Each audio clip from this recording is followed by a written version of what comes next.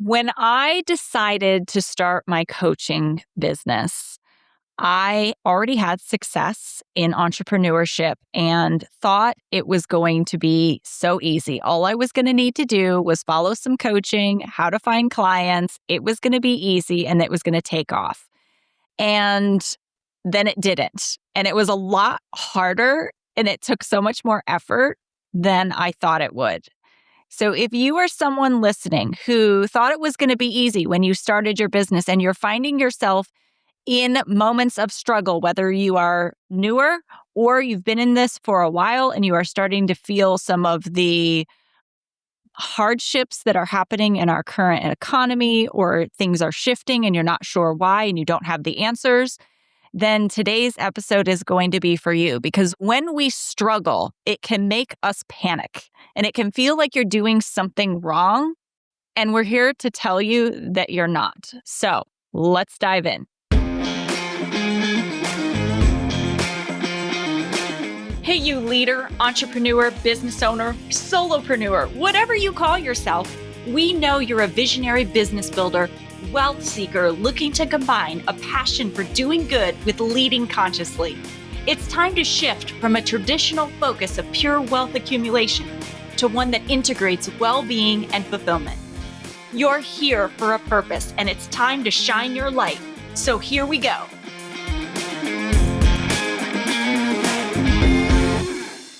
Welcome back to the Conscious Edge podcast. I'm your host, Alicia St. Germain, founder of the Conscious Edge, where I help women entrepreneurs increase their capacity energetically, emotionally, financially, so business becomes sustainable and life is joyful.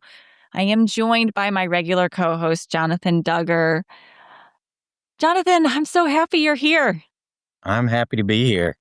I know the audience has missed you. We took a pause for the first time, and now we're back. Here's the thing. We needed to take a pause. I had so much sickness go through my household for so many weeks. You had some things that you had come up that were unexpected as well. And this is our 100th episode. Woo! And I was going to do it anyways. And I just couldn't do it without you. Oh, well, that touches my heart very much. Even though I think I even said, please do if you need to get it done, please do. You did. And also, we did session 1 together. We started this together. And I think you did it somewhat to humor me and support me because I really wanted to do this. But I still did not want to cross this milestone without you. So I'm so glad that you're here. Yeah, me too. I appreciate that very much. So for anyone who is new listening, we started this podcast originally because we were going to be doing a retreat and we wanted to start to talk about what we were going to talk about at that retreat. But also we were just having really incredible conversations behind the scenes that we thought would be helpful for a lot of people. And they have. So 100 episodes in, and we have a loyal listeners. We have had a growing audience. And I often get feedback that there are no business podcasts that are open to talking about so many of the human aspects. Like nothing is off the table, whether it's how we're taking care of our bodies, if it's how we process our emotions, or if it's something that is currently trending that we want to unpack and see what that means for us. It's all there. So it's really about the whole human experience. Just before we dive into the struggle piece, you struggled through getting started in the podcast. And where do you sit now in how you feel about the podcast? First of all, very, very happy that you tricked me into doing it. That you helped motivate me to be involved.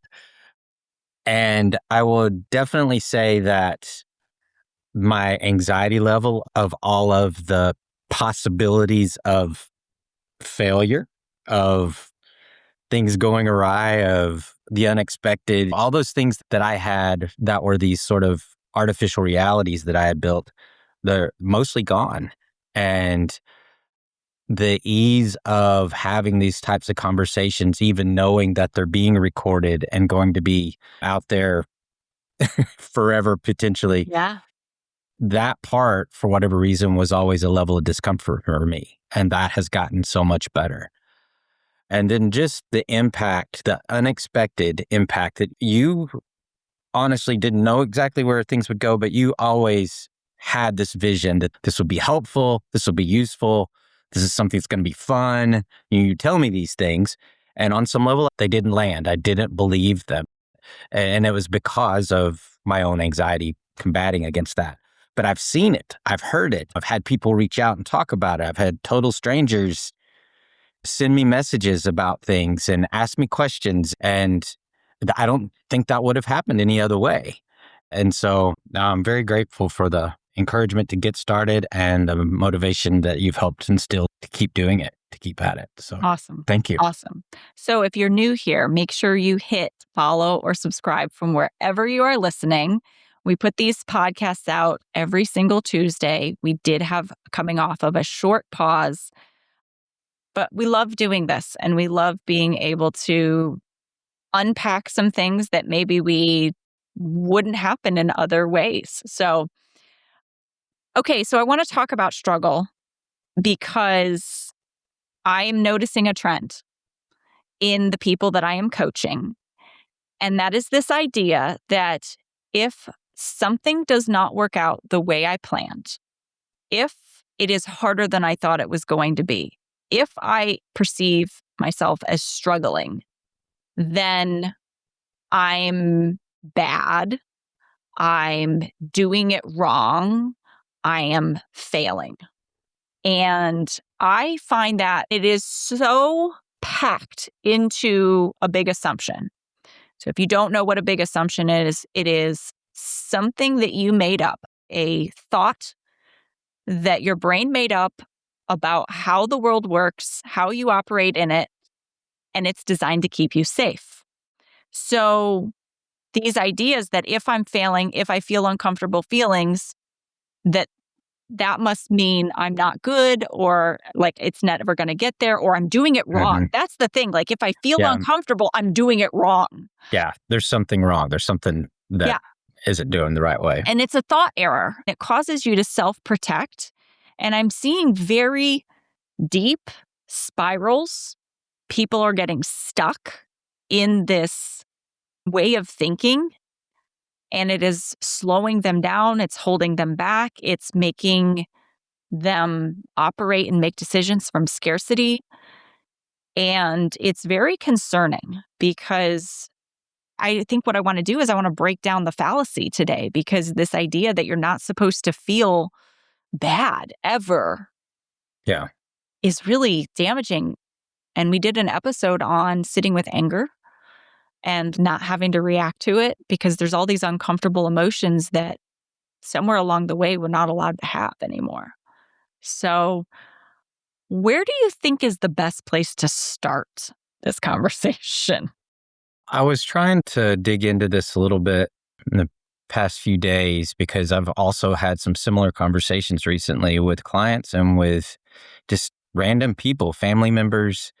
And I think you guys have been listening for a while know that I like to go to the research, but I like to get into the psychology of this and look at kind of context from an observer standpoint, from a clinician standpoint, from a scientist standpoint. So not to be too clinical, but I tried to look at context from society, like background, and then what's shifted. Because like you said, it seems to have gotten worse recently. We were talking about that earlier. It seems to have gotten more prevalent, and in certain age groups more prevalent. And I don't know that for sure in terms of age groups, but it definitely seems to come up more.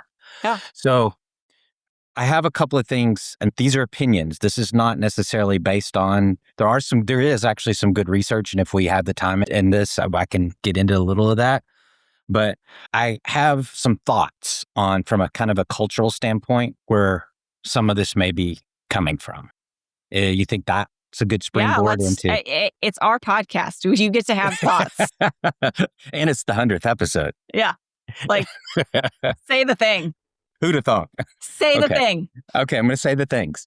So you're always supposed to stay away from the subject of religion when you have conversations. That's just something I was taught in my family. You don't talk about religion or money or politics.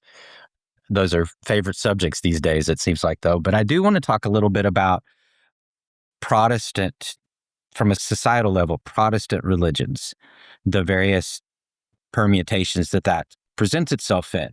There is some biblical reference, but also just cultural reference that if you're a good person, then you'll be favored.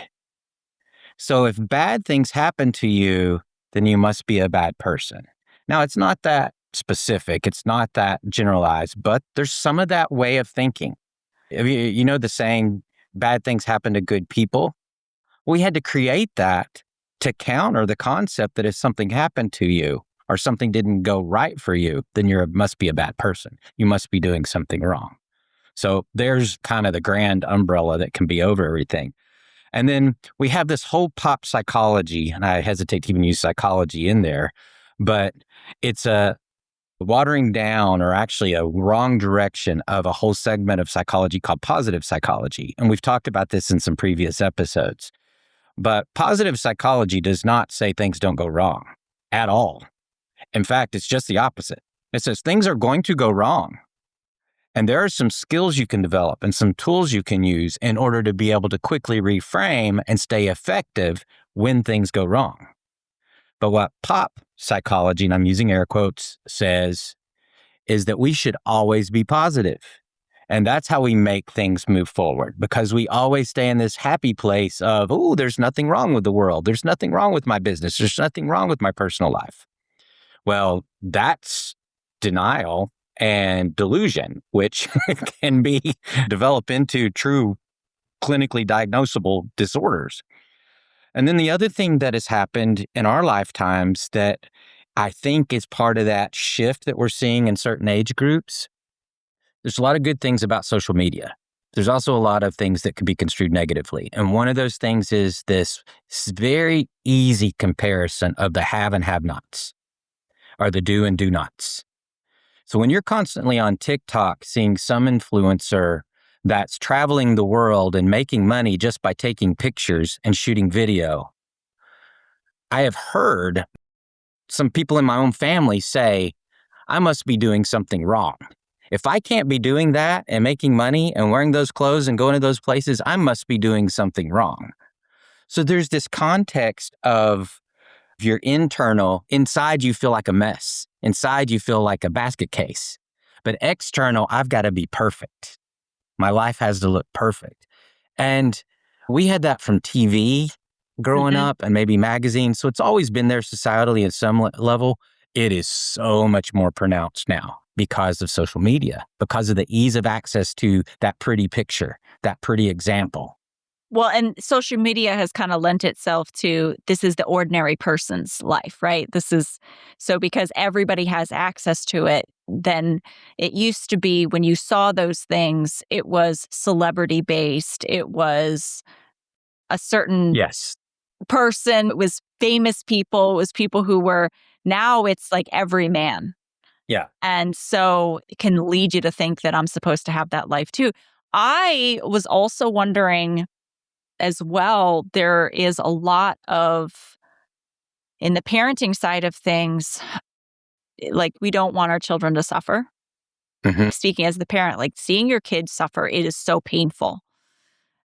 And realizing that if your kid is suffering or your kid is experiencing negative emotions, uncomfortable emotions, I don't want to say negative emotions, uncomfortable emotions, I can't have what I want, that we're doing something wrong.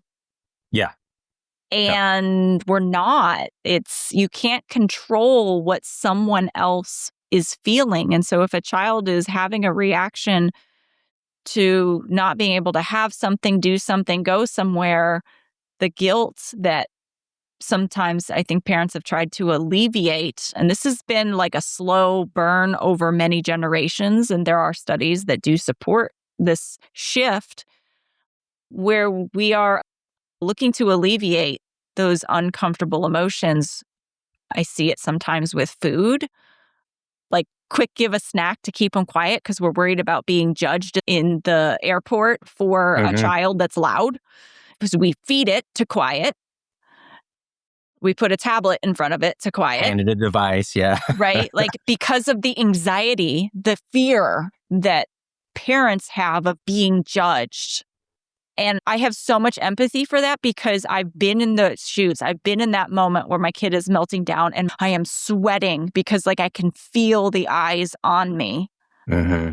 And being unapologetic. Yeah, this is what's happening. And if comments have been made to me like, oh, in my day, children didn't go on airplanes, like stuff like that has been said to me. So like I understand and empathize with this feeling like I need to like make the emotion go away because it's Yeah. too big.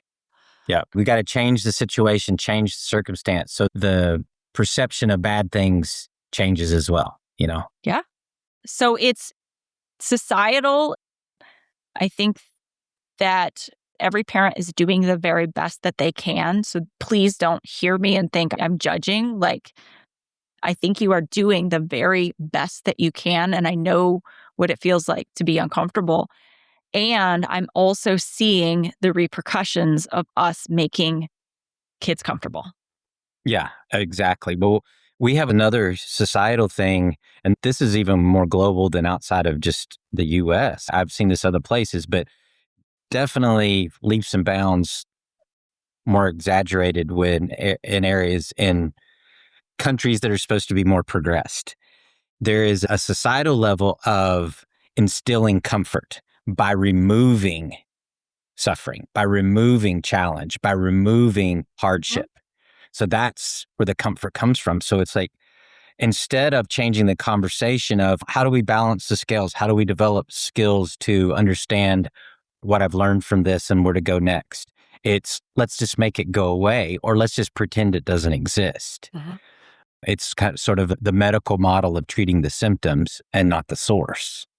And so here's the flip side of this and why I think it's really important to have this conversation. This is not a comfortable conversation because in my head, there are bells going off going, man, this is going to trigger people. They're going to take what we say. They're going to use it as judgment against themselves. They're going to like turn that on me. They're going to turn that on you.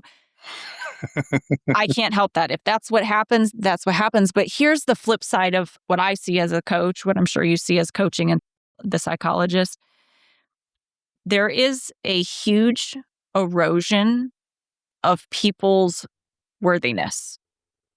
And what I have come to realize is that when someone works through whatever it is they're struggling with, when they get to the other side of that and they did it anyways, the confidence that it comes from overcoming challenge that's where it's built. And here's a perfect example. My daughter came home from school. They did a fitness challenge. So they did the challenge. You get a certificate. She didn't even tell us she got some kind of little like gold certificate or whatever it was. She never mentioned it. It was just sitting on her desk. My son brings it out. He's like, Mom, did you know that Neela got this? And I was like, oh, I didn't know. So I asked her about it. And she said, yeah, no, like that was just stuff I was doing anyways. I just checked the boxes. We had to turn it in. And that's what they gave us back. So she knew that she didn't feel challenged by it because it was things she was doing anyways. And she didn't find it challenging and she didn't feel like she earned that certificate. It was just a piece of paper. And I thought, oh man, what a example of when we remove challenge, how that accomplishment doesn't land. Mm-hmm. I think, though, that we can go too far in any direction. And there is also a mentality, and you see a lot of this in the memes and a lot of this in social media, where you only get value through struggle. You only learn the lesson if it's hard. Well, lessons can be learned that aren't hard lessons per se. There's learning and growth and joy as well. So it's just important to weigh those scales, but it's having your daughter, that story is great because too often I think we sell ourselves short in our abilities to overcome things and to do better and to learn more. And we settle. We get to a place of complacency. And I've seen this in kids growing up now where it's like, okay, you showed up, so that was enough. So let's give you a gold star or whatever. Well, encouragement comes in steps, motivation comes in steps. So it's not everything at once. But if a kid stays there, if a person stays there, if adult stays there in their work or their personal life, growth doesn't happen. And things that don't grow die. Mhm. That's nature. So having someone that can recognize, I get some satisfaction, I get some motivation, intrinsic motivation from completing something that I found challenging or found that I struggled with, and I got to the other side of it that's hugely important. I want to make a comment on what you just said. We can also learn in the joy. I have found that if you don't have tolerance for struggle or like uncomfortable emotions, you equally tamper down joy. You are exactly right. That was the piece I wanted. My ADHD brain didn't want me to get back to, but it was there when I started. No, thank you for completing that thought because that's exactly where I wanted to go with that. It's like, we may have talked about this before we started recording today, but struggle, frustration, failure in and of themselves are not good or bad. They're just things. They're circumstance. They're happenings. They're do or not do.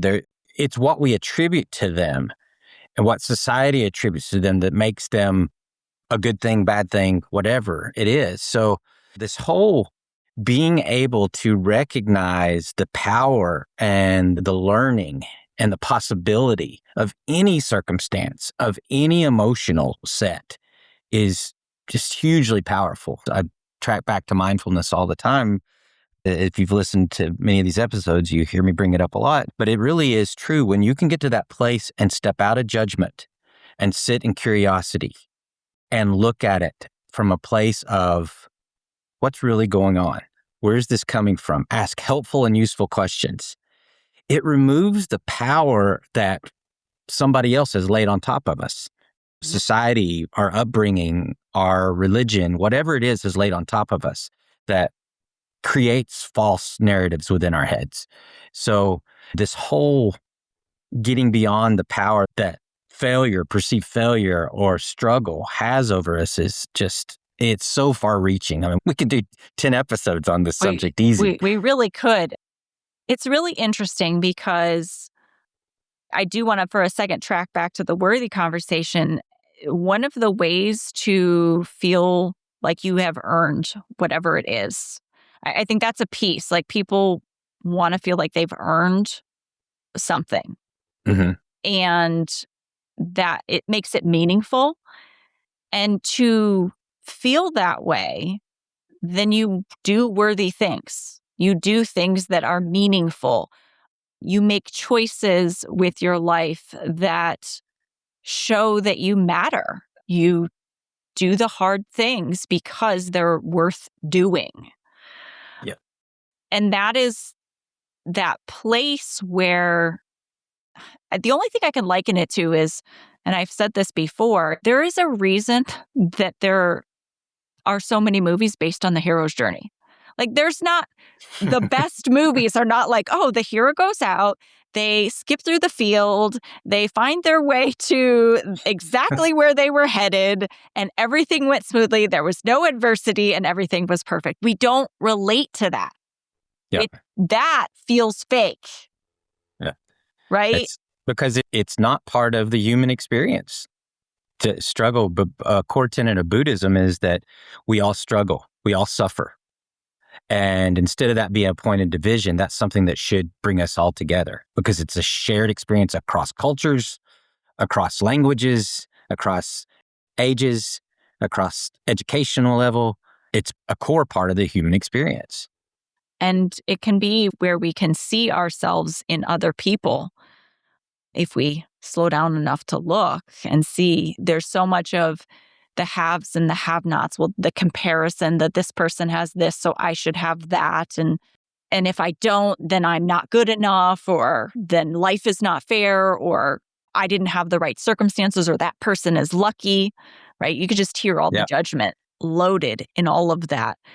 And when we realize that everyone has gone through something to get there, some people more than others, but I often hear someone say, well, I haven't struggled enough, so therefore, like, I'm not deserving of.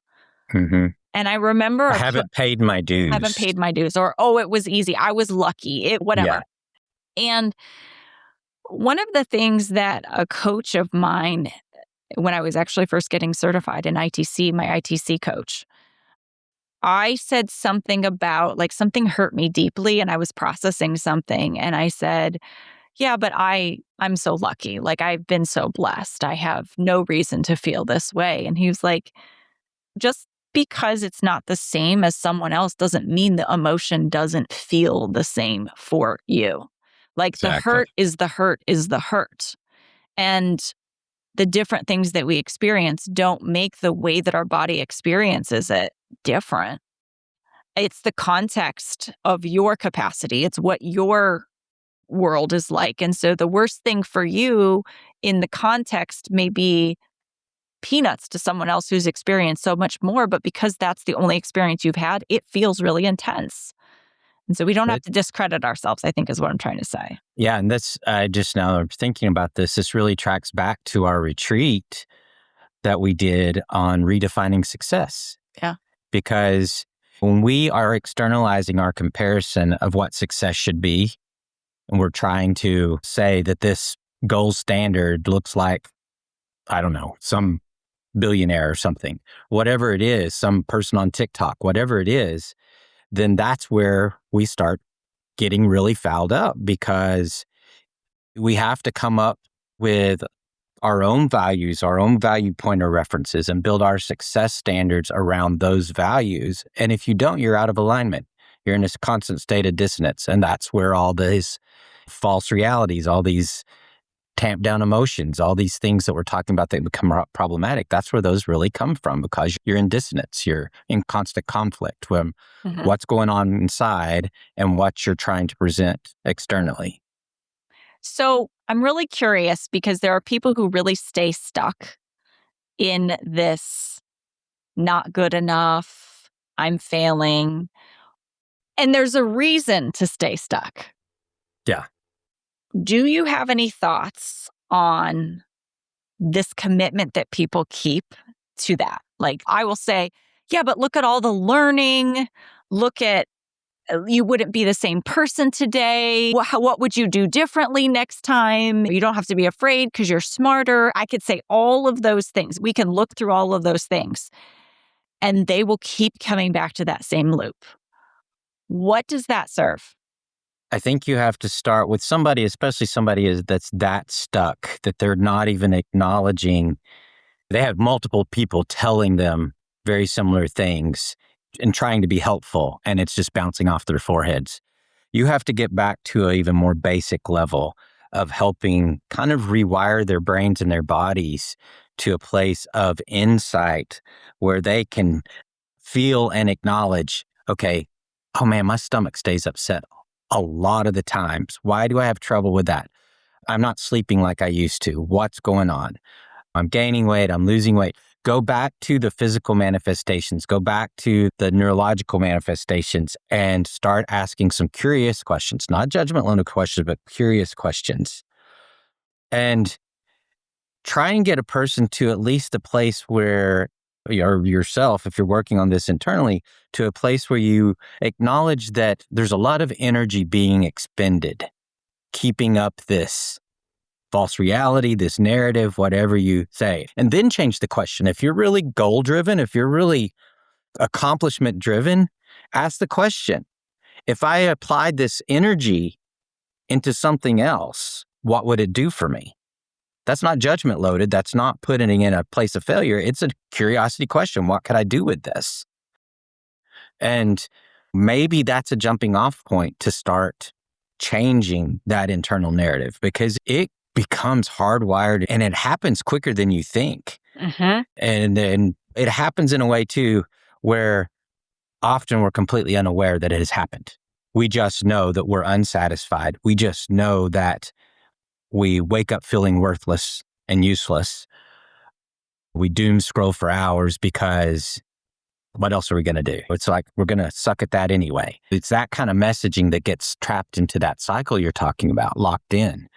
So maybe that's the place to start. And there are a lot of mindfulness approaches that can be applied in those areas. But this is also one of those things that can be toxic enough and far-reaching enough that I would encourage people to potentially seek out a good therapist and take the mental health approach of, this is just like I was treating the flu. I was treating something physical that we snap to right away and take care of, as opposed to putting the stigma of I'm a failure if I have to ask for help from a therapist, which I still hear all the time. Mm-hmm. In this day and age when mental health is so widely promoted in a proactive and positive way, I still hear it a lot. It's like, well, I should be able to handle that myself. Mm-hmm. And that's just not the case, because we don't often, just like we're talking about, we don't have that insight. We don't have the capacity at this point in time to see where the breakdown is, to see where the disconnect is. And we need a third party that's not emotionally involved with this, that's not a spouse or a close friend, to be able to step outside of what's all going on in our day-to-day lives and say, okay, have you looked at these things? Have you thought about these things? How about we ask these questions? Some good research-based, clinically based approaches that can help start making those incremental changes. Mm-hmm. Well, I love what you said about really starting with the physical, of like being aware of the amount of energy that you're spending, staying committed to the story that if I struggle, I'm failing. Like that's kind of the overarching thing of like, if it's not going smoothly or if I feel something. So one is, where's this showing up in your body? How much energy are you expending? Kind of keeping this story going, keeping this big assumption going. And then two, it is emotions are indicators. They are not an identity. They are not like fixed forever. It comes, I have a thought, I feel the emotion, and now in order for me to keep feeling the emotion, I have to keep the thought going. Perpetuating, yeah. Right? So there is a cycle breaking thought. There's a thought around that. But I love what you're saying about being curious. Where is that feeling coming from? If you can feel your feelings. But also, I have said the same thing to people who are like a little shut down to how they feel. I was like, it would be really beneficial for you to learn to, with your therapist, to talk about how you feel those emotions, maybe where they come from, maybe what do you do with them. Because a lot of people who work with me in the coaching capacity, they also have therapists. So it's not like one or the other, it's both. There's a place for both. And when you're dealing with where maybe something is coming from, it is so powerful. It is not weak to feel your emotions. It is so powerful. It's a huge insight gathering, information gathering tool to be able to process that way. Yeah.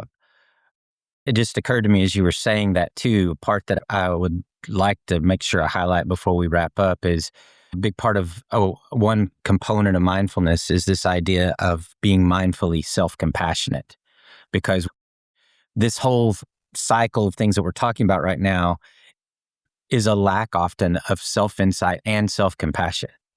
And those same people that are beating themselves up quite often are the most generous, kind-hearted people to others. They're saying somebody else starts the same rhetoric that they've got going on internally, and they're going to correct them. They're going to say, oh, that's not you. You're a great parent. You're great at your job. Well, when you learn to turn that internal to yourself, give yourself some of those same messages in an authentic way, it's hugely powerful. It Yeah. changes our brains and our bodies in a positive way. And it is not easy to do. It is uncomfortable. It is not. And that's the thing, right? We're talking about you don't want to feel uncomfortable emotions. And now we're asking you to show yourself some compassion, which is uncomfortable. Like it is not lost on me, but it's baby steps. And I think that's what I would leave you with is that it is making that cycle breaking thought, making that choice to not, that this is not healthy. This is not how I would treat, this is not what I would say to someone I care about. Just like you said, like you're so good at being supportive to your children, your spouse, your best friend, the people that you love, and you're so hard on yourself. And if you took some of that compassion that you show for other people and you turned it inwards, as uncomfortable as it is, and for whatever part of you that says like, oh, I don't deserve this, maybe be curious about that. Yeah. You know? My final thought is struggle isn't evidence of failure. Struggle is an indication that you're in the middle of something that's important to you and that you care about. I don't think anything else needs to be said except say that again. Struggle doesn't have to be an indication of failure.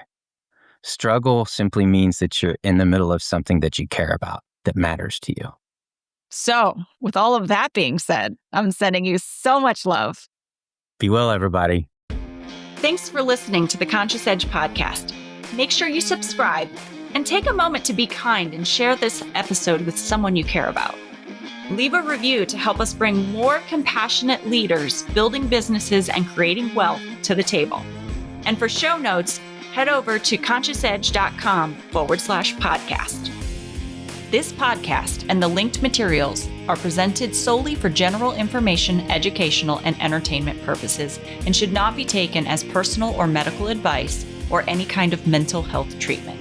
Please consult a medical or mental health professional if you feel you need such services. Please be advised that all investing and entrepreneurial endeavors involve risk, and the use of the education and information on this podcast and linked materials is at the user's own risk.